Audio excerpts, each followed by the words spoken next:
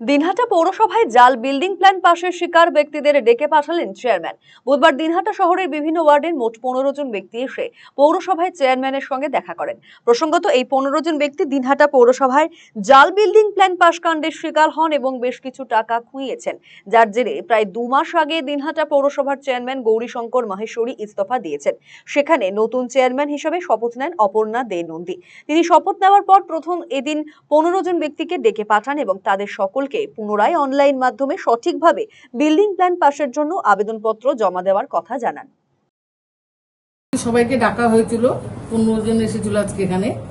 তাদের আমরা সঠিক পরামর্শ দিলাম, তারা যেন নতুনভাবে পৌরসভার মাধ্যমে অনলাইনের মাধ্যমে প্ল্যানটা করে, সেই সুপরামর্শটাই আমরা তাদের দিলাম।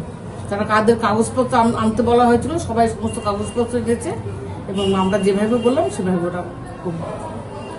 আপাতত তাহলে কাজ বন্ধ থাকছে? আপাতত ওদের কাজ বন্ধ, যতক্ষণ প্ল্যান না হচ্ছে কাজ বন্ধ থাকছে ওদের। মোট কতজন রয়েছে? আজকে 15 জন এসেছিল।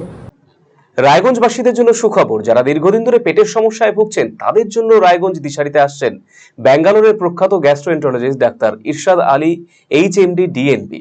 এখন থেকে প্রতি মাসে নির্দিষ্ট দিনে ডাক্তারবাবুকে দেখাতে আজই যোগাযোগ করুন দিশারি হেলথ কেয়ার, উকিলপাড়া, রায়গঞ্জ শাখায়। যোগাযোগ করুন 7477785509 এই নম্বরে এবং 7477785512 এই নম্বরে।